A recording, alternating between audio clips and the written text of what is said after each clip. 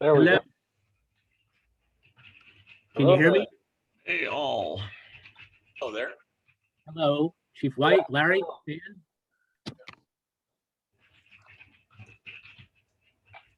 Let me rename myself again. Okay. Just in case anybody wants to know. I was going to try and do that, but I figured I better not. You're the only one that would pull it off.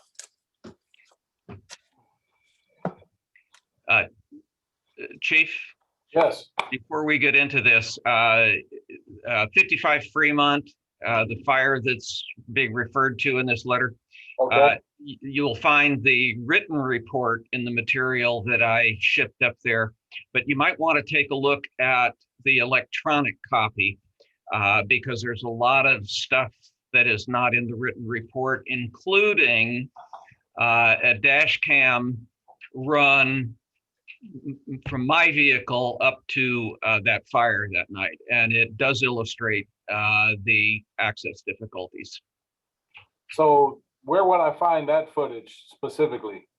If you look in the on the portable hard drive under the first division is by year, and that was 2016. It was January. It was the second fire of the year. So if you bring that up, you'll get first the photos from the suppression stage. But if you click on the second folder from the investigation, you'll get a lot of material that's not included, including copy of the report that I submitted. Thank you. That fire was interesting. It was caused by rodents eating through some electrical cables in the underpinnings of that building. 55 Fremont was built probably turn of the century as a little vacation shack. And I think there's probably, I don't think there was 2 square feet of sheetrock in the entire thing. Wow. In many respects, we were lucky that it happened on a rainy night because it could have taken the whole hillside pretty easily. Okay, I note that Eli is joining us by phone, being a private citizen now. So we have Eli on the phone. And I don't know if Victoria DeWitt has joined by phone yet, Chief. Right now I'm only looking at, well, let me just double check attendees. Sorry, hang on. We have Vicky and we have Eli. Okay, good. So we're waiting for Nadine and Dave. And Vicky's hand is raised, so I'm going to allow her to talk. Sorry, let me. Hello, Vicky. For the sake of timeliness, because Eli has to break away after about 5 minutes, so I'm going to start the meeting if everybody's okay with it. And hopefully Dave and Nadine will come soon. So I would like to start the meeting. I'll call it to order. Is there anyone who could take notes today? Stan, you're a gem. Thank you so much. Hi, Dave. You're muted. So let's unmute Dave and then we'll be ready to go. Thank you, Stan. Appreciate it. So we'll call the meeting to order. I'm here, Larry. I'm here, more or less. Tom, oh, Nadine's here. Tom, Present. Nadine. Although I'll be honest with you guys, I'm a little out of it. I had a really bad migraine yesterday. Oh, really? I'm kind of iffy today. Okay, we'll take that into consideration. I used to get bad migraines, so I know what you're talking about. Eli's on the phone. Dave, you're here. Very good. Nadine, you're here. Excellent. Stan, you're here. So super. As you know, we're virtual, so we have 2 members of the community. If you've been at McMurdo Station in Antarctica, you may not know that Eli Hill was selected to join the city council. So that's great for city council, and it's sad for the fire commission and the planning commission for that matter. So Eli is joining us by phone as opposed to being a member of the Fire Commission today. So I'm going to open up the public expression time and ask Eli to address the group. Eli, Chief, if you could allow Eli to speak, if you have that control. Let's just double check here. I think it's going to be easier if I promote him to panelist.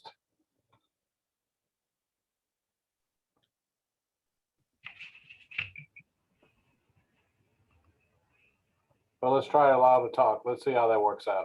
Okay, so, oh, there we go. Eli, can you speak? Hello, are you able to hear me? Yes. Yes. Yes. Excellent. Well, thank you for letting me provide public comment. I am just in awe of this team. You know, I was trying to think the other day that when I think of this team, I think of you all as living superheroes. And the reason why I say that is that with every superhero team, every person comes to the team with their own special powers. And I think I say this and everyone already knows this, but, you know, starting with Nadine, already a leader in the city with her finance capabilities and keeping our city in great custody of our funds now and in the future. David, who brings our marketing and engagement superpower. Stan, the voice of media, who I listened to from childhood forward as part of KGO. Tom, of course, our legal superhero. Larry with investigation and just outright commitment to fire safety, and Dr. Mizrock, of course, being our chair and person who's really steeped in medical experience and just making sure that all of our folks are well cared for. When I thought about what superpower I brought to the team, I have to admit, folks, I didn't know what superpower I brought. And so I just wanted to say thank you for letting me be a part of your team for the time that I had. Hopefully people know that it was unexpected to me to be able to have the honor of serving on council, but I will never forget working with you, and I will obviously hopefully continue to work with you in this capacity. And finally, Chief White, what can I say other than that I think you bring gravitas and experience and just a personality to lead this organization. I think I speak for all of us to say that I think you have the backing of this entire community to be our leader for the fire department. So I will miss being with you every Wednesday, but I just want to just express nothing but gratitude to this team. Eli, thank you so much. And I'm going to speak first, but I'll let anybody who wants to say something, say something. But I think your superpower is you're kind of like the universal adapter. You make things work across different genres, and you've been so willing to do things. I mean, taking the minutes is just an example. You've done a great job doing that, but you're always willing to volunteer and do more and asking what you can do. And your attitude has just been infectious, and it's been very helpful. I would say, having been on the commission for many years myself, in your just over a year, I think you've made more impact than any other person in such a short period of time. So thank you so much for what you've done. It's been a delight to work with you. I'm so pleased you're going to be moving up to city council, because I think you can have more influence there and do more things for the city that are great. So thank you so much. You do have superpower. And anyone else who wants to speak, feel free. Eli, this is Darren White. First, I want to thank you for the kind words. You know, I haven't known you very long, but what I have known about you is that you're willing to engage and dig in and find out how you can help. And that's been consistent the whole time that I've known you, is that you've found a way and you've sought different ways to try to provide assistance where it's needed. And that's an amazing attribute to have. And I agree with Dr. Mizrock. Your superpower is your willingness to get in there and roll up your sleeves and try to make things happen. And that is not to be taken lightly. And your move to the city council, as Dr. Mizrock stated, hopefully that'll expand your realm of influence and ability to help the department and the community in general. So it's been a pleasure. Thank you so much for the support. And we look forward to working with you still in your new capacity. And Thank you. this is Tom. I just want to jump in, Eli, and echo what the chief said and Dr. Mizrock. It's been great working with you. And if there's anything we can do or I can do to help you in your new city council role, please feel free to ask. Man, I know you're going to see Nadine often, and she can help. But I know the city attorney. If there's any legal help I can provide in any way, please feel free to ask. I'd be happy to help. But it was a pleasure working with you, and best of luck in your new endeavor. Thank you. Okay, guys. Eli, thank you so much. I know you have things to do. You're a busy man now, so thank you for joining us, and thank you for your service. Thank you. See you later. Take care. Take care, Eli. Bye. Okay. So, Dr. Mizra, Steve, when will the city council fill the seat, or how's that going to work? I've talked with Chief White about that. I'm going to let him give a report at the end of the Okay. meeting, his typical chief's report, and hopefully he can update us on what their plans are. We can go a few different ways, but it's up to the city council. So Chief White, you'll do that a little bit later. Absolutely. I don't have much to share on that other than whose option it is, but certainly willing to share that information. Yeah. Okay, good. I have some thoughts and opinions, but it'll be up to the city council. So we'll hear soon. Okay, we do have another guest. Let's put that Victoria. as an agenda item or something, because I have some Okay, thoughts that's a and good idea. opinions too. Well, let's talk about it today, Tom, because it's a rich subject and I do want to talk about it. I have a couple of ideas. Victoria, Chief, can you unmute Victoria so she can speak to us? I've asked to unmute, or I've asked her to unmute, and I don't see very many options to do that. I can lower her hand and see what happens then. There you go. That might do it. No, I don't think that did it. That didn't do it. I still see it. Looks like it's on mute. If you press, Excellent. Do we have it now, Vicky? oh, hello. Yes. I'm sorry, I'm not very good with this Zoom technology yet. So, None of us are. I speak for myself. I'm not either. So feel free. okay. We did get your letter. I think everyone has had a chance to read the letter, hopefully. Oh yes, thank you. So I'm very concerned about the 55 Fremont property and getting that cleared up. The night of the fire, I was at my door with my go bag ready to go. I was very nervous about that night. But also, I'd like to ask direction on how we can get this fire truck turnaround put in at that Y intersection at Fremont, Upper Fremont, and where the private road comes in. And the owner of the private road is very supportive of having that done. So I won't take up a lot of your time because you have read my letter, and I put it in writing in case I can't get through on Zoom. But anyway, those are things that are really important to me right now, especially with the history of fires in the past couple of years.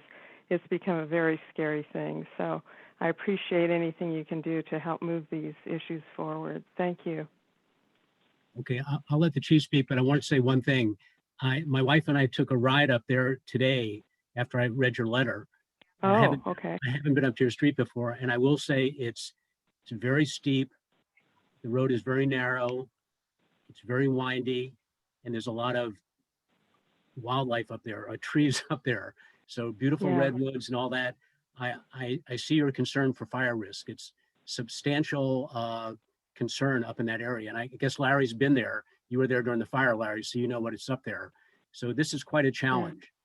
Narrow, thank you steep, for- windy, and yeah, go ahead. Thank you for coming up here. I have talked to, because I know the turns are an issue, and I have actually reached out to neighbors saying, hey, would you be willing if the city could widen these roads, if it meant taking some of your personal property, would you be supportive of that? And I have to say, most people are. Of course, they reserve their, acceptance until they see something, in writing, but they are open to giving up their personal private property in order to make the access up here better. And so I think everybody is very concerned, like I said, since we've seen these fires the past couple of years, what kind of risk we have up here. So I think you'll find the general population up here is very supportive of anything that can be done. And I think that, I don't know if you looked at that Y intersection, but to me that is the perfect place for a fire truck turnaround. And it's a shame that there's going to be a delivery truck turnaround put in there when I think, I don't know what it would cost extra to make it a fire truck turnaround, but I really think it's important to consider that and see how that can be accomplished. Okay, well, I appreciate you being an advocate for yourself and for your neighbors. So thank you for that. I'm going to Yeah. ask the chief, but you did ask for two things in your letter. One was that you said a lot of debris had been cut down but not cleared from Right. the landlord. Is that still the case? That's 55 Fremont. That's where the fire occurred. And the owner of that property, I believe, is a licensed building contractor now. And I suspect that the reason he cleared some of the land was to look at the development potential. He has an address in San Geronimo, I believe. So I reported this last September. I was told by Sean Rule that they were going to supply some chipper service at the end of November, beginning of December. They were hoping that owner could take advantage of. And then I never heard another thing, and I went to follow up and found out that Sean Rule was no longer with the city. I have since emailed both Quinn Gardner and Chief Sinnott, and he referred my email to someone with the last name of Wright. I have not heard back. I'm a little frustrated that I've not heard back what the status of that property is and what the plans are going forward. It's already been a few months, and we're nearing the summer months, and so, and that brush is dried out now. It's continuing to dry out, so I would like to see or like to know what the plan is to get that removed. Okay. Thank you very much for talking to us. Chief, do you want to Yes. add anything at this point? Sure. Mrs. DeWitt, thank you first of all, for sharing the concern. I understand this has been a longstanding challenge for egress and access through this particular location. And we had the benefit of Mr. Luckham on the line, who actually was the fire investigator who responded to that incident. He has some footage that will be very helpful to us as we evaluate some of the challenges that we have traversing that area. I do have one question for you before I say anything further. You mentioned a delivery truck turnaround. Is that at that intersection or at that Y that you spoke of earlier, where there's already some plan to perform or conduct some work?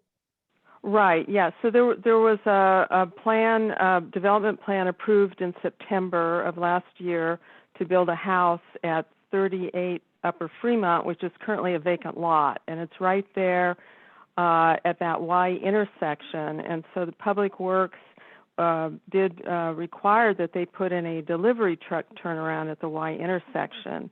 But of course, we really feel up here that that's the perfect location for a fire truck turnaround because it's, as you can see, the fire back in 2016, there were a couple of fire vehicles caught up there that couldn't get out. And you don't want firefighters coming up here if they can't easily get off the hill. So it's not only a danger to the residents up here, it's a danger to the firefighters. So I would really like to see if we can get a fire truck turnaround put in there instead of a delivery truck turnaround, because the fire truck turnaround will serve both purposes where the delivery truck turnaround does not. I agree. I think if there is room for that expansion, it certainly sounds like it makes sense, but I can't speak prematurely without having seen it myself. I will Sure. follow up with staff such as Simon Wright and Chief Bob Sinnott to find out what their recommendations would be after they've also, I'm pretty sure Chief Sinnott is familiar with this situation. In fact, he gave Right. some background going some years back that maybe there was not a substantial emphasis placed on addressing that critical infrastructure by the city at some point in the past. But now that there's a potential development, this might be the ideal time to make the requirement if they're looking to create more housing in that area. So Yeah. even aside from that, even if that house does not get built for any reason, we do have the Marin Wildfire Prevention Authority. There's an evacuation study that's being conducted here in the near future. There's a request for proposal, and I think here very soon there'll be a individual or a firm selected that can provide or at least look at that as one of the evacuation study priorities for the city of San Rafael. And we'll be able to get more maybe out of that sooner perhaps than maybe going the other route, but I'm certainly willing to look at this from two different lenses. One, trying to see what we can expand on that is currently already approved. And then two, if the evacuation study can actually be a source of resource, if you will, or funding that can look at that as whether or not it's a priority and whether or not it should be funded. So Yeah. Okay. those are a couple. All right. As far as Simon Wright goes, I certainly will follow up with him to ensure that he gets back to you. I know Simon's been split, taking on other responsibilities in addition to vegetation management. I'm looking to transition him out of those responsibilities to focus primarily on vegetation management here in the next few weeks, because we're clearly going to need the level of engagement that Sean Rule had from one or more of our individuals. So thank you again. Yeah. Well, thank you for following up on that. And I will say the 55 Fremont, that property consists of 2 lots, and it's about an acre in size. So it's a fairly substantial piece. Plus, there's another lot up there, a rather small lot with an 80% slope that I don't know how it can be developed, but there is another lot up there. So there's still development potential up there. Yeah. So, but I appreciate your taking those 2 actions. That'd be great, Chief. I appreciate Thank you very that. much. Thanks for bringing it thank you. Yeah. Yeah, thank you. Okay, If bye-bye. I could jump in with a little bit of background and maybe ease some of Vicky's concerns. 55 Fremont and the Upper Fremont area. This is one of many areas, many streets in the hills of San Rafael that were developed at the beginning of the last century as summer cottages. And they were mostly very small at a time when the automobiles accessing them were very small. The Oakland Hills is another place that's completely full of these things. They're very difficult to get to. Many of them could not be developed under today's standards. And the 55 Fremont property is another one that started out as a summer cottage and was added onto over the years. One of the things that's happened, and I kind of throw this in because I think maybe it helps ease some of the immediate concern, is that that evening in January of 2016, we had multiple Type 1 fire engines responding.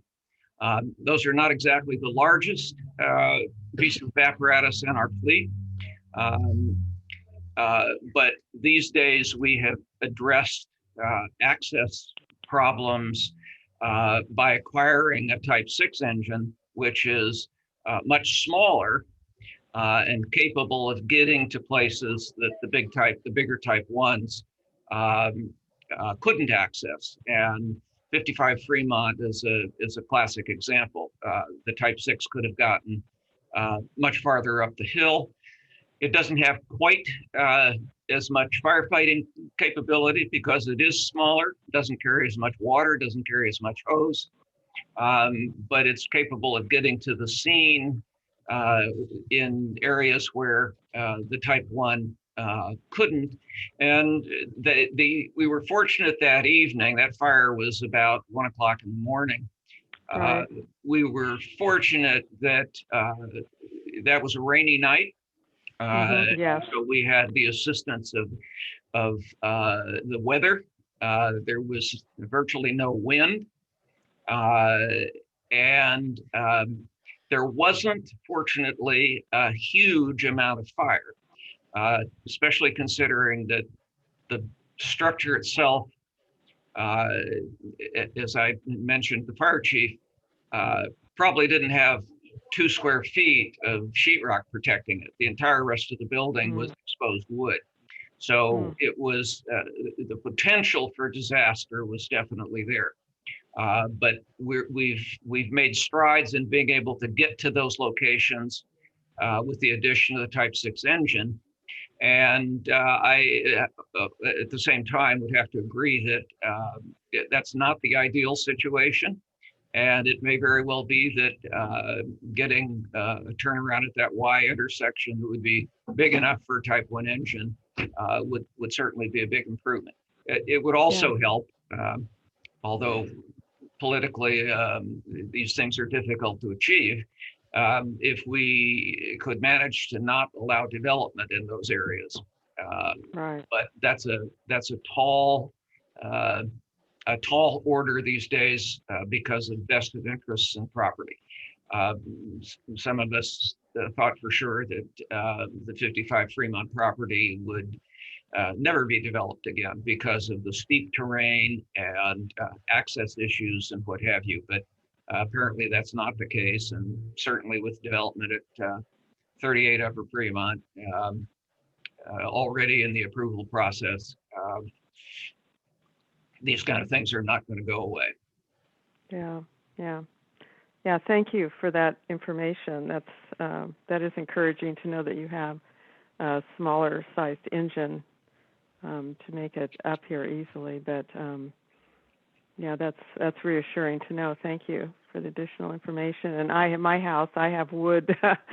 I have wood walls in some of my rooms too. My house isn't as old as the one at 55, but I understand these houses were considered originally summer cottages for San Francisco people coming up here on vacation. In fact, the house across the street from me was built on a spring-fed swimming pool that used to be part of the whole summer vacation crowd.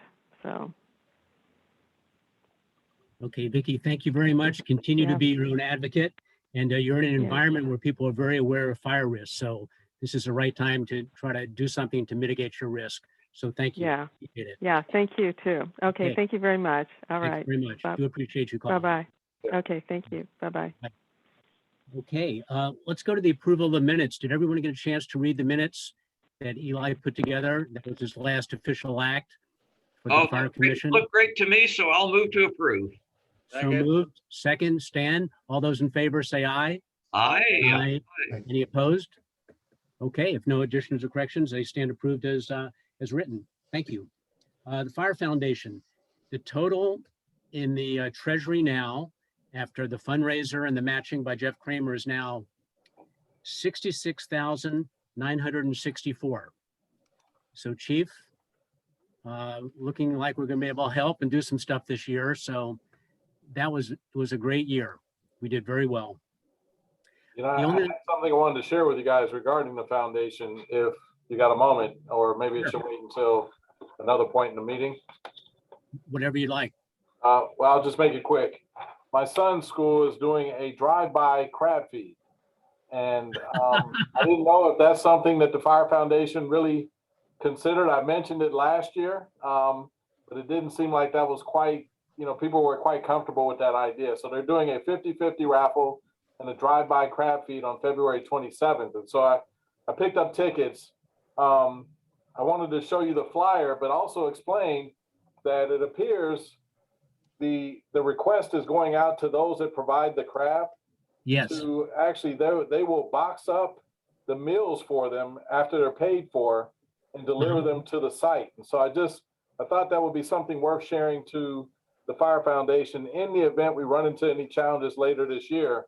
That if for whatever reason there's still a lot of caution regarding the pandemic, maybe there's still a way to make this work with the 50-50 raffle and a drive-through crab feed. So being that they're doing the work, the supplier is going to do the work and box up everything. I think that's really huge.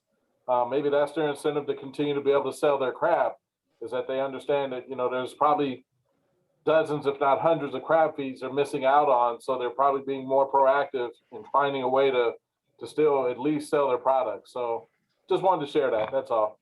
I love it. And maybe if you could send us a copy of the flyer, I'd like to have that. We're going to have the Fire Foundation meeting next Friday. Yes. So Jack would be interested in that.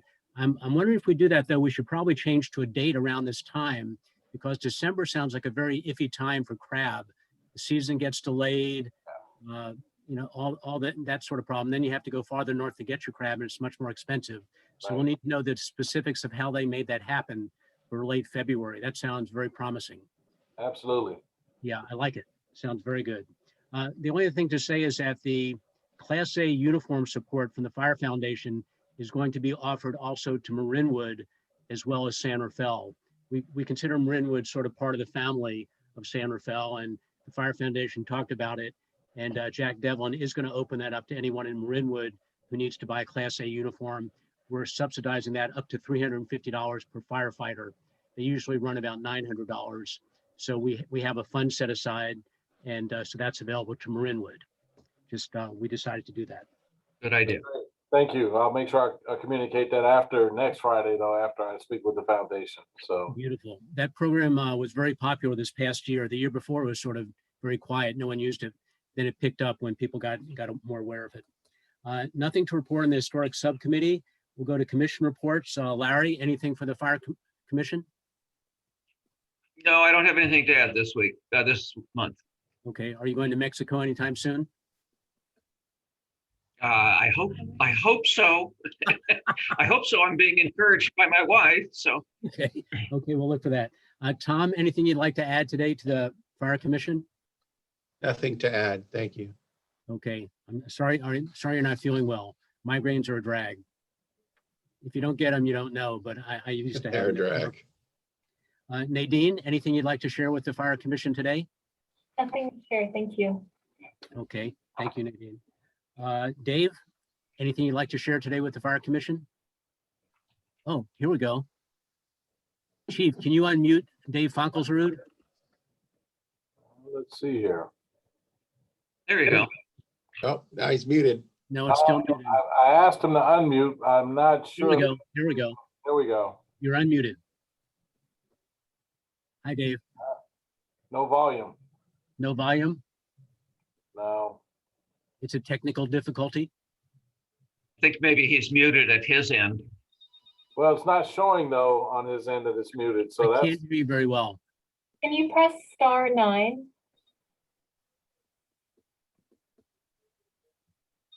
Yeah, no, because you're on your, no. This reminds me of a joke, if I have a second. Did you hear about the guy who was kidnapped by a group of mimes? They did unspeakable things. That's a bad joke. Dave, you're still muted. Can you unmute? There we go. It looks like you're unmuted. no. Can you speak?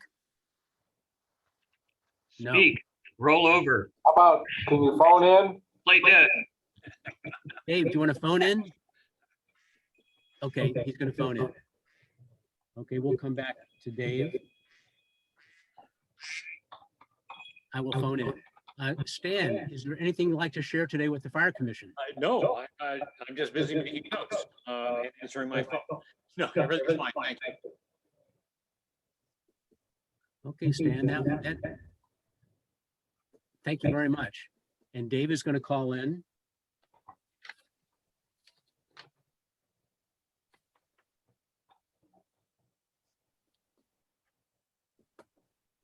We'll give him a minute. He's got to get the number up. How's your son doing, Nadine? He's doing really well. He is a happy little camper. See what, 3, 4? He's 3 and 4 months now, and he's huge. He's also somehow gone to the other side and has been wearing a police uniform since. No. Oh, no. Oh, no. No, Well, okay. Gotta get him a fire hat. We've got to get him some turnouts. I'm gonna figure that out somehow. Turn out, coat, the helmet, something. We'll see. And he's got 2 firefighting uniforms, and they're both different. And we went by to the station to drop some toys off during December. And my 3 favorite firefighters were there, and they saw him. And I just said, I told him we were going to the fire station, but he hasn't. Every morning he puts the same thing back on. He asks to put it on. So. yeah, it's public safety. I mean, it's okay. Oh, of course, no, of course, but pretty funny. All different rooms in the same house. Yeah, that's right. Oh, cool. There's Dave. Connecting to audio. Okay, can you hear me? We can. Yeah. Oh my goodness, wow, I am so sorry. I don't know what's going on with the microphone or the muting. I'm not sure what it is, but I'm glad you can hear me. Well, Yeah. just a couple of things for my report. So last month I mentioned that I had been in touch with David Catalano, and we were talking about some of the different things that we could do from an awareness standpoint in the community. So I put together an editorial calendar for social media channels. And Chief, is it okay if I share my screen? Because I can just show you real quickly some of the things that we're thinking about for this editorial calendar. And hopefully the screen share will work better than my audio has been working. Actually, let's see if I can.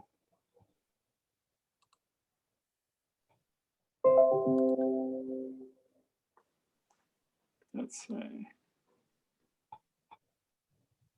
Yes, host disabled participants screen sharing.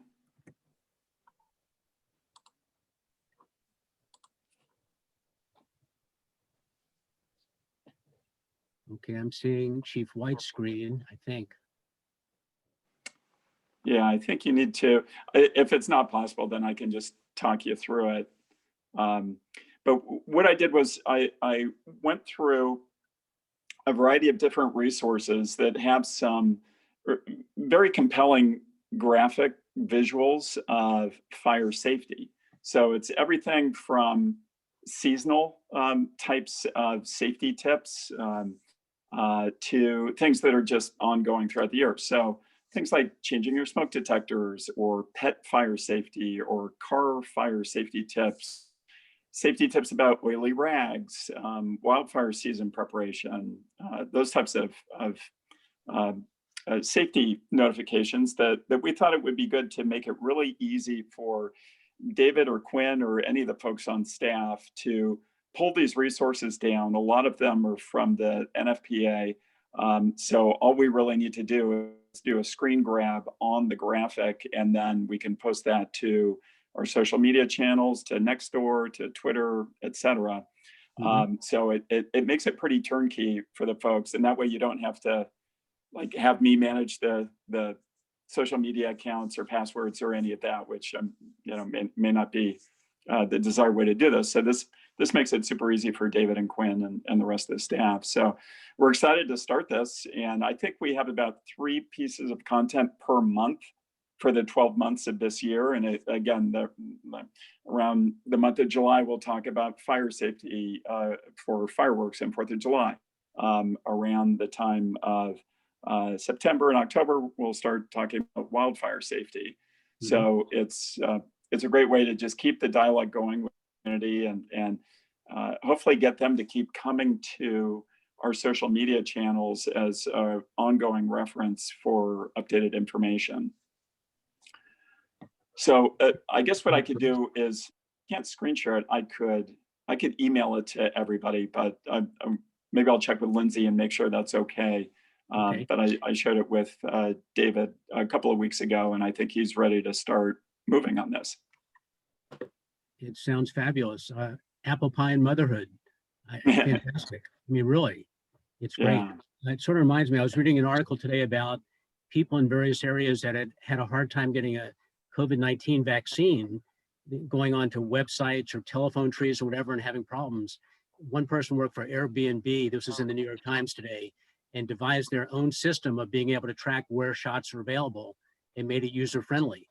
So, I mean, technologically, it shouldn't be, a horrible thing to do to be able to get an appointment or get a shot or to get information. But it sounds like you put it together in a nice package, which is user-friendly, and that's fabulous. I think it's great.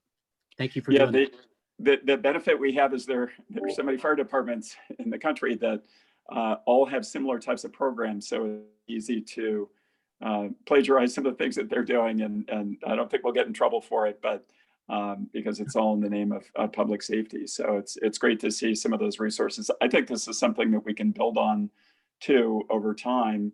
The goal, I think, is to create a level of engagement with a community where it's not just us pushing information to them, but they're actually coming to us or asking questions about some of the things that we push out to them, or letting us know other things that they're interested in.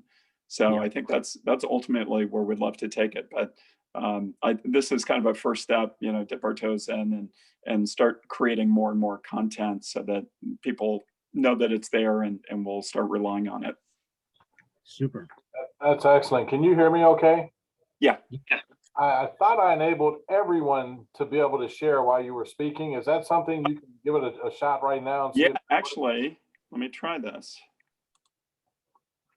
So hang Oh, on. there we go. Are you able to see an Excel spreadsheet? Yes. Yes. Okay. Super. So let me see, maybe I can make it a little bit smaller if it's too big. But you can see here just January through June, and then bottom line, second half of the year. And then each one of these is clickable. So like smoke detectors, if you click on that, Uh-huh. it will open up a link. And then I probably have to, I think I have to change the screen share to a different shot. So hang on one second, let me see if I can do this. I might need to, are you still seeing the Excel spreadsheet? Yes. Yeah. And if it's on the city server, you won't be able to get it from the outside. No, it's actually, no, I'm not sure. Oh, all right, let me try stopping share and then I'll reshare. Okay, are you able to see this where it says smoke Yeah. alarm? You need to. Yes. There you Yeah, go. so they're just, Looks they're like a PowerPoint. graphics that, we're not trying to scare people, but some things where we can visually show, and it works well on social media to have a strong visual, but the rationale to remind people to, hey, change the batteries in your smoke detectors, make sure you've got smoke detectors in all the important rooms in your house. And then, yeah, this one came from FEMA. So anyway, this just gives you a sense of the types of things that we're including on this editorial calendar. And it's something that we can use each year. And then what I'd love to see is, this is on average, every week and a half or so, we can do one of these messages. Some of them repeat throughout the year, but there's room to add more on here. And I think as we build up more of a following on our social media channels, we can start increasing the level of content. And there's a huge amount of content available. So I think it'll be a great program to build on in the future. I love it. And you could put wildfire tips, wildland fire tips, cutting back your vegetation, what things to avoid. Mm-hmm. That kind of message could be on there too. Yeah. Yep, we've got that. Yeah, things like grilling safety tips for your barbecue during the summer months and Christmas tree safety. That's one where the video is pretty amazing on that one because they show, there are two simulations, it's video, two simulations of a well-watered Christmas tree where they do a simulated fire. Well, it's an actual fire, but it's in a controlled situation. And then a unwatered tree, and you see how quickly the unwatered tree is completely consumed. And Larry, we all remember the story that you told us, that tragic story. That's to this day, that, and this video is one way of doing that. Fantastic. Commissioner, can Maybe you we tell could me what- personalize some of these messages with local firefighters and things. Yeah. Yep. Chief? Commissioner, can you tell me what work or what assistance you need to be able to launch this and go live at this point? I think it's ready right now, and David and Quinn, I believe, have the credentials to log on to the social media channels. So our Twitter feed for the fire department, as well as Nextdoor. So I think they can go ahead and start posting these images, and I've tried to make it super easy for them. So it's probably about 5 to 10 minutes of time to post any one of these messages. All right, that's excellent. Thank you again for your That's great work. your contribution to the ongoing safety message. That's an ongoing recurring theme, and there's so many different things we can add to that. It's going to be huge. Yeah. People will feel oversaturated with information, but I'm a big proponent of images because I think the images speak volumes, and it helps to kind of reinforce the text. So anytime Exactly. you add images, I really like to see that happen in conjunction with any print. Exactly. Yeah. Yep. Sometimes the images, all people will really register or it will pull them in to actually read the text. So totally agree. And it works well with the medium, with social media. And don't underestimate scaring people. People like to be scared. Horror movies are very popular. Their attention. Really, that's what gets people's attention. That's right. A shark bite or something. Lightning, whatever. Okay, great. Yeah. Thank you very much. Okay, Chief, you're on. On me. Wow, that's quick. All right. I'll try to make this as brief as I possibly can. The Marin Wildfire Prevention Authority is in full swing. We finally received our first 2 reimbursement checks for our D-space and local allocations. And fortunately, revenues were slightly higher than projected, roughly between 1% and 2% more revenues were received than have been anticipated. There is a current RFP process out for a environmental services coordinator or expert who can assist the MWPA and all the specific agencies within the MWPA with ensuring that all the projects are CEQA and environmentally sensitive and compliant. And so this individual we anticipate will be able to help starting with the 2021-22 work plan.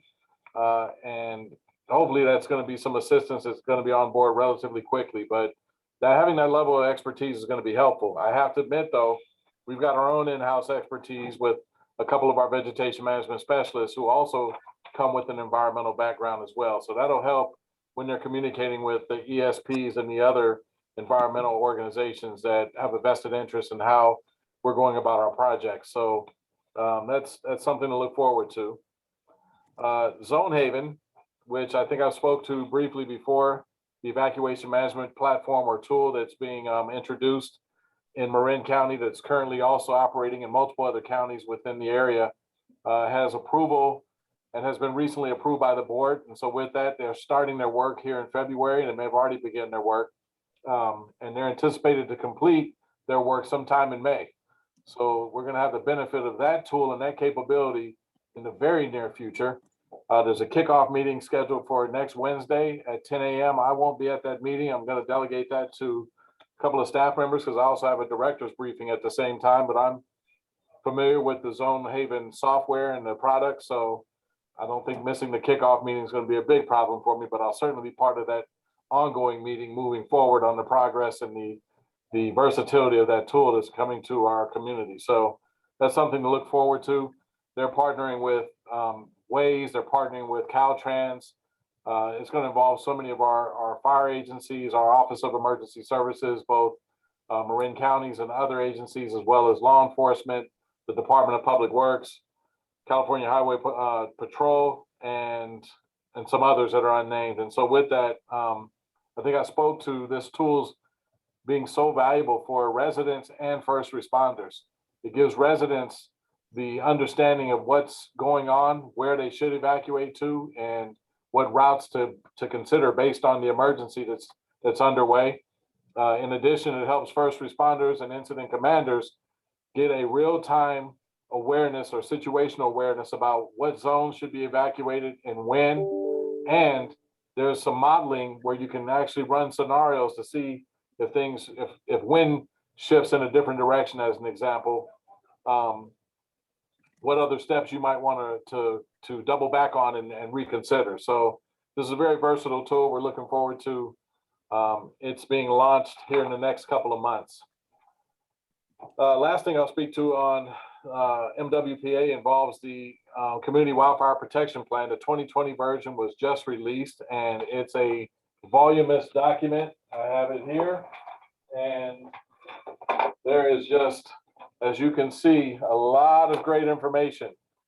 Very big document. And if you have some time, I encourage you to go to firesafemarin.org/CWPP and click on a section that's called a story map, and click on that area and you can get details about things that are happening within specific areas that you have an interest in. So that CWPP is a I think it's the last time they actually did one was in 2016 or 2017. So this is an updated version. Battalion Chief Christy Neal worked on this and put a lot of information and a lot of work into this before her retirement from Marin County just several weeks ago. So we're really indebted to her for all the work and everyone else that contributed to that document. Pardon me. I think everyone on the call knows about this, but if you have an interest in everything that's taking place with Fire Safe Marin, please know that they have a monthly newsletter. They've updated their website content. They have now a video library of well over 70 different videos that may be very interesting and informative. So consider going to their website and take a look at the content and the recently updated information about the outreach that they've done since the MWPA was formed in the way of chipper days and other educational things that have been completed during the course of the last several months, and perhaps some of the other things that are on the horizon with the Fire Safe Marin folks as well. So very huge effort. I'm going to move over to something that's not in my report, but I think it's worth speaking to because I just think it's valuable information to share. A couple of those things relate to, one, President Biden stating that he's looking to increase our vaccine allotment by roughly 16% over the next 3 weeks. That's huge. I think that's a great shot in the arm, pun intended, for us to be able to get more vaccines rolled out to those who are in need. And simultaneous with that information, Marin County has actually announced that they're going to expand the vaccinations to those 65 and older starting next week sometime. From what I understand, they may be actually accepting scheduling starting this week for next week vaccinations for those 65 and older. So those two things really show an expanded effort coming in the very near future. So that's very encouraging. The other thing I wanted to share was about the California Department of Public Health. They have a My Turn portal, which if you're trying to determine whether or not you're able to receive the vaccine or when you might be estimated to be able to receive the vaccine based on your age, your location, your health condition, things of that nature, the My Portal will allow you to get a kind of a fairly good guesstimate from what I understand of when you might be eligible to receive the vaccination. And so that is at https://myturn.ca.gov. And so type that in and hopefully it'll provide you with some information, or those that you may know, you can share that information with them as well. So I'll go back to COVID related conversation and try to expedite because I don't want to kind of belabor the point, but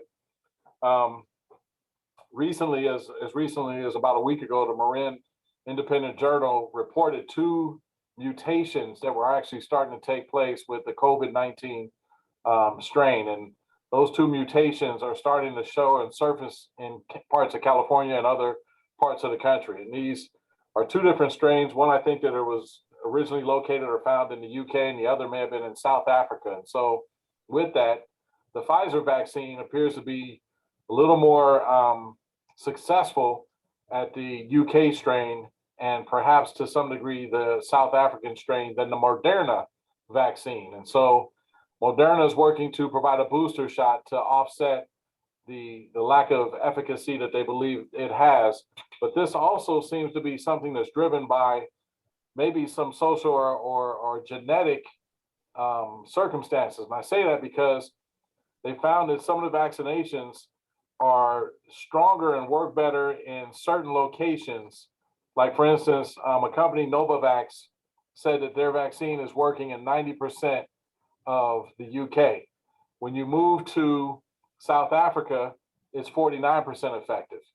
When you go to the Latin America areas, it's 66% effective.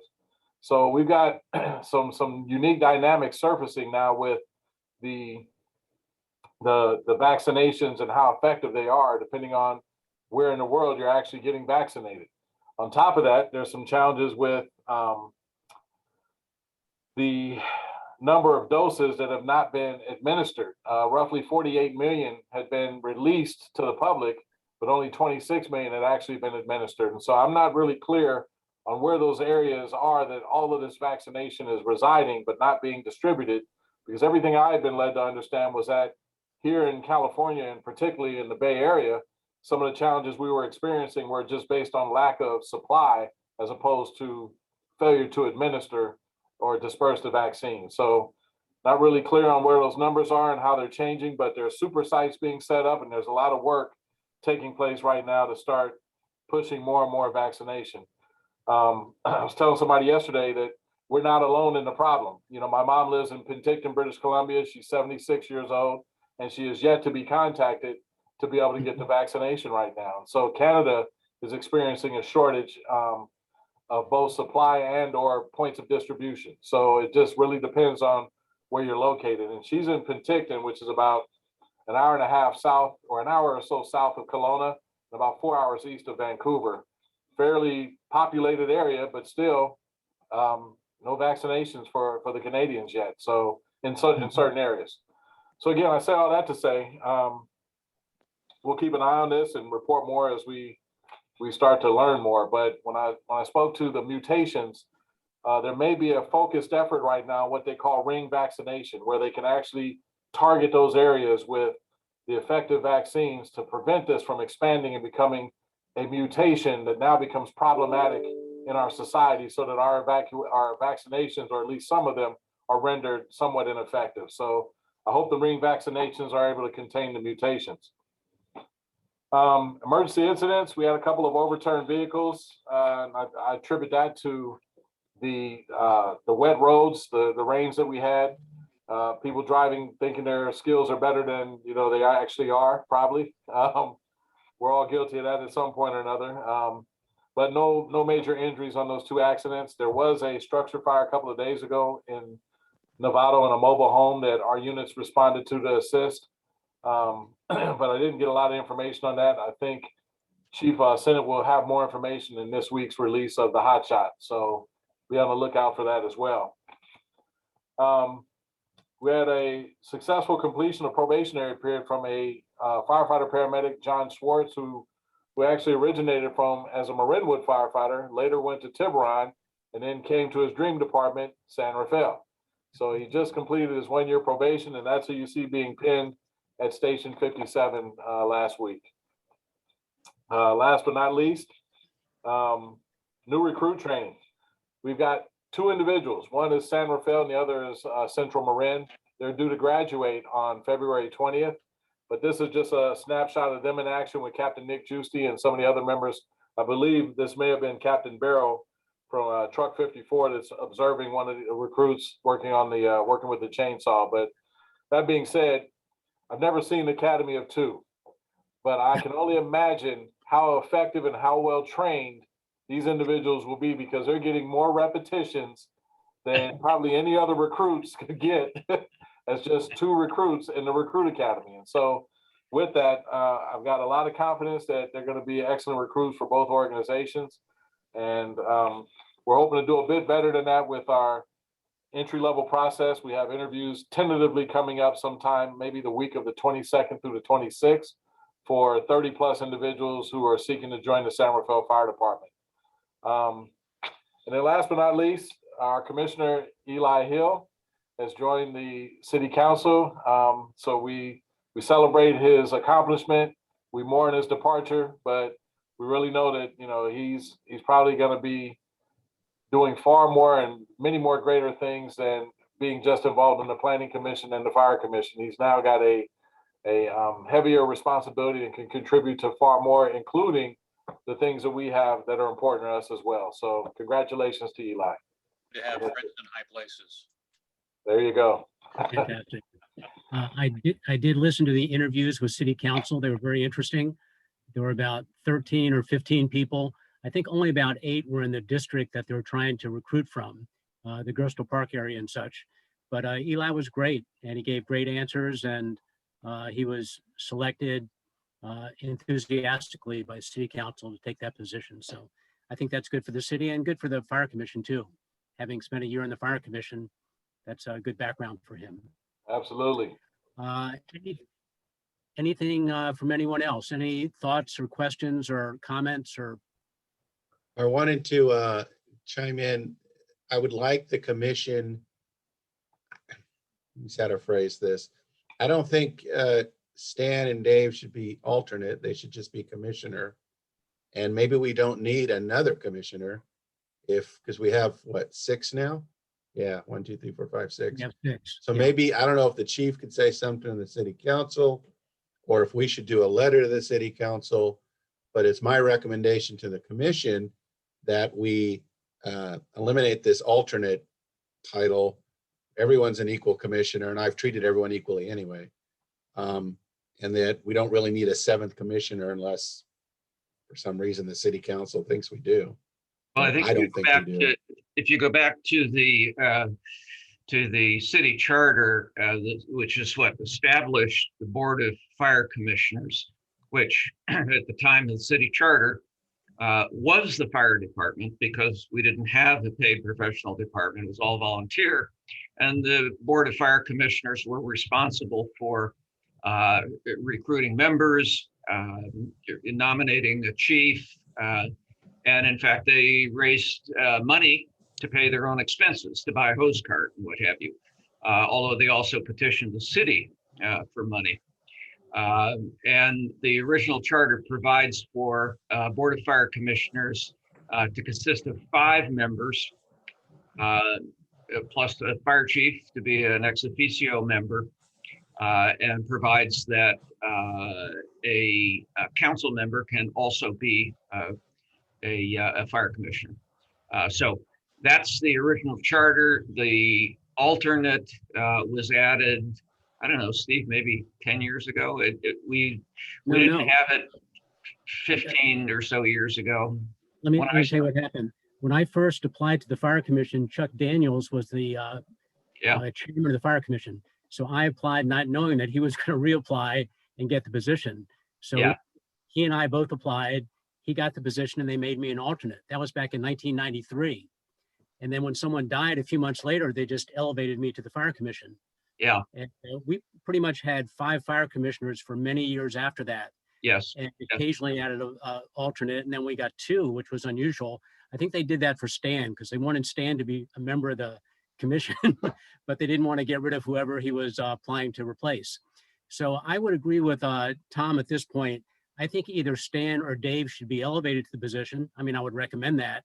And then it wouldn't have to be going through openings and nominations and people applying, because I think it's a little unfair to have people apply and knowing that you want one of them to get the position. Right. The only downside to that is that they've put in this new ruling that you can only have 2 terms. So if you're an alternate, the clock's not running when you're an alternate, in my understanding. You can still do 2 terms when you eventually get elevated to a fire commission from an alternate position. So that would be the only minor downside. But this position that Eli had was to fill Len Thompson's 4-year term, which I think is up in about a year or maybe less. So this position is for a very short term. And I think under the circumstances, it wouldn't preclude that person who's elevated from doing 2 more terms after that. So Chief, Stan, you had a question? You finish your thought. I want to chime in with some information. Are you finished? All right. Yes. I got into this a little bit when there was, I guess when there was an opening. It may have been actually when Len left, before his position was filled. And I went through all of the committees and commissions and groups for the city of San Rafael and read how they are formed. And in many cases, as Larry pointed out, the fire commission is 5 plus the chief. And that is written into the charter. That therein is part of our problem. Other groups were created after the charter set limits and what have you. So I was told, and I can drag out the response and I'll share it with you, that in order to technically change the order, you have to change the city charter, and that requires a vote. Yes. And so as the fire commission, as with some others, have gone to the set number, And then they add alternates for lack of a better name. Uh-huh. Now, you're right. David and I have served in the same capacity as everyone else. It is that funny little add-on, but that's how we got to where we are. I do not disagree with the idea, my own personal ego, that it's a flat table and we're all sitting around in equal chairs. Mhm. But there is some work that would need to be done in the back room to get that changed. City council and possibly a vote. That was my understanding when I brought it up several months ago, last year. Yeah. Well, So- I don't think there's an issue with having a 5-member commission and necessarily having an alternate. And I think that given that what we now have is 4 full commission members and 2 alternates, the process could be something as simple as the chair writing a recommendation to the council that one or the other of the alternates be appointed to the full seat on the commission without publishing the vacancy. I don't think there's anything that prevents that. Now, between the 2 of you, you would have to either, pistols at 20 paces, the coin toss. My vote is simply on seniority. He was here first. Right. Okay. Yeah, but you're the most senior, Stan. Yeah, well, that's another You have to story. define seniority. Well, and then the chief just mentioned something that set me back a bit. I realized I'm old enough to be his father. I'm older than his mother. Yeah, so How could that be? How did I get there? You've been Better than the alternative. Darren, you're just a youngster. That's all. one last thought on what I got into, and it was a proposal, and it was simply that all of the commissions, all of the committees, and all of the groups within the city that have language that sets the number of members, add the simple phrase, no fewer than, rather than a set number. And this came up because we are now a districted, if that's a word, city. Mhm. Yeah. And it may behoove some committees to address certain areas that are not represented. That may be, but that may be getting into something that's maybe getting into something that's citywide, that's beyond the scope of what we need to address ourselves. I think really all we need to address is the membership in the fire commission. Fine. So, Yeah, it's a good point, but I think that the immediate issue is, what do we do about the position Eli was in, which I think is a residual from Lynn Thompson's term. I'd like to elevate one of the alternates to be on the commission. On the other hand, I love having 7 people. I mean, those are all advocates for the city. I haven't resisted one bit having more than 5 people on the commission. I think if we find more people that have talent and interest, that's a win-win. To Stan's point, I think that we've tried to recruit in areas like the canal and such to try to get more broader representation. In fact, who was it that was our liaison? I don't know if it was Eli or someone, maybe Dave was. Yeah, I went to an event that Dave did. Yeah, Dave was our Councilman representative. Cullen had. Yeah, you Yeah. tried to recruit in the canal area for a Mhm. member on the fire commission. I don't think that turned out, but that was a good effort. And that was a citywide effort, by the way, to It was. broaden the outreach. So that's a good thing. So Chief, it'll be up to you. I believe in chain of command. So rather than me going to Kate Collin, which I can do if you want, if you would talk to her and tell her what we think, but I mean, at the end of the day, it's what the city council wants to do. Maybe they want to meet more citizens, maybe they want to open it up, whatever they want to do, but I would recommend either elevating Stan or Dave to Eli's position. And if they want to recruit for another alternate, I mean, there's nothing wrong with that, but my preference would be to have one of them be elevated. Well, Because that's going to be over within a year, I think. 2022. Okay, I'm certainly willing to bring that back to her. I think also conversely, there's also an interest in the role that commissions have and somehow possibly an expansion of the role of some of the commissions. And one of the examples I have is the insurance industry right now and their position when it comes to wildfire in the communities and whether they're going to write policy or if they're going to cancel policy or if they're going to put a moratorium on things. And so with that, there may be an interest at the state level with an effort to jointly collaborate with commissions, with MWPA, with fire chiefs associations, perhaps with numerous others to see whether or not there can be a discussion and or meeting of the minds about how we can best serve the community's interest as well as the interest of the insurance companies when it comes to ensuring fire safety, but also keeping them from continuing to suffer through severe losses. And I'll say that knowing full well that, for many years they've collected premium, but now, the way insurance works, at time you have to pay premium as well. So I just wondered, was there a interest on the commission with doing some research on this subject and coming back with some suggestions, whether it even means perhaps drafting a letter of support for the idea of collaboration and or interest in collaborating with the state insurance commission and others. So I just want to bring that forward as something that's been a recent topic, and see whether or not there's an interest with the commission in participating in something like that, doing some of the research and coming up with a position.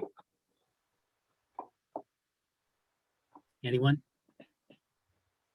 Yeah, I think it makes sense. I know, as a part of Firewise, I know the insurance angle is important related to that. If your community is certified Firewise, you can achieve some reductions in your insurance premium. So I think there's definitely a relevant angle to this. No, that's helpful. I think, and I reached out to my insurance rep just recently because I wanted to be able to provide a response to a question that came specifically to that point. If I'm designated as compliant every year and my home is designated as safe from 0 to 5, 0 to 30, 0 to 100 feet out, is there a premium reduction that I can qualify for? And State Farm, unfortunately, doesn't offer anything like that right now. I think there's one or two companies that do and are exploring that. But that being said, you would think that there's some incentive or motivation for insurance companies to either reward or at least continue to do business in those areas that are deemed perpetually safe communities. And so I think this is where the bigger conversation starts to surface, because what we certainly don't want to see is a drastic increase in rates and or a reluctance to insure, which I've seen also State Farm do in Oakland. Certain communities or certain neighborhoods in Oakland, they actually paused on writing new policy for several years and then just re-engaged in the last couple of years with one area known as Montclair. So they're looking at zip codes and zones and areas and making decisions based on what they think the relative risk is in those areas. At least some of the companies are. Yeah. By the way, I just had a difficult time earlier this year renewing insurance policy that had been in place for many years that covered 3 apartment buildings, 2 in Hayward and 1 city of Oakland. And the unfortunate thing was that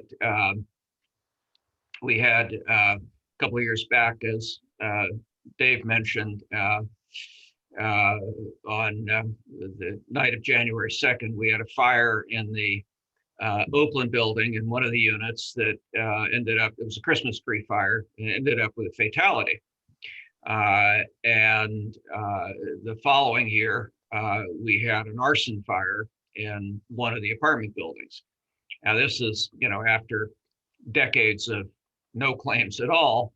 And the result was that after the first fire, the premium went up considerably, and after the second fire, we got a notice of non-renewal. I had basically had 30 days in which to find another carrier, and it went down to the wire and was almost impossible. And I ended up with a patchwork that included Lloyd's of London and what have you at a rather considerable expense. So the insurance issue is getting to be a bigger and bigger problem, and it's not just in the communities where we've seen the horrendous damage. And I'm not excluding Oakland, Chief, because the Oakland Hills fire was one of the first big wake-up calls to home losses in the thousands. I watched some, not my own building, but I watched buildings that I built burn in that fire. So insurance is I believe it'll be 30 years this year since that fire. It's really, it seems almost like yesterday. I remember it so vividly. And so it's hard to believe so much time has elapsed so quickly. But well, again, I appreciate that information. I just, again, wanted to put that out there as, something, if the group saw value in this, whether or not we could actually look at conducting some research and forming a position and or perhaps letter of support, or however we view our involvement in such a task. Yeah, my suggestion, and I want to go back to the charter and what the charter says about the Board of Fire Commissioners, because not only does it set the number, but also we report directly to the mayor and the city council, not the fire department, and so it's a different situation. But also the charter defines what our responsibilities are, and they're mostly, particularly the ones that remain since we became a professional paid department, they're mostly advisory with respect to fire related issues. The Fire Commission advises the department and the city on budgetary needs and future this, that, and the other thing. So I think that taking the Fire Commission out of that role to do something with the state agency is not, I mean, it's certainly not outside of the realm of possibility, but it does put the role of the Fire Commission and the fire commissioners in a slightly different light. I appreciate that feedback. Yeah, sounds good. The operative words are review and recommend. That's what we do the best. Yes. As far as insurance, I think it's going to become a bigger problem over time. I have a friend in Los Gatos who has a home near downtown, and his insurance company canceled him, would not renew him. And he's Nationwide is the insurance company, and he's not in a wildland urban interface, just a neighborhood. So I think we're going to be seeing more of that in the future if big fires are a big concern. I don't know if part of it is that the insurance company is required to do more insuring than they want to do. So if they do anything, they're going to have to either say yes or no, do they want to be involved? But anything we can do to help that would be something positive. So let's look into it, Chief. Thank you. Thank you very much. Good. Okay, anyone else? It's the end of February. See you next March. Thank you so much for participating. Have a beautiful Thanks, everybody. Valentine's Day and President's Day. It's a holiday on Monday. Yes. Bye. Stay safe. Thanks Happy again. Valentine's Day. Take care. Wow. Cheers, everybody. Bye. Bye-bye.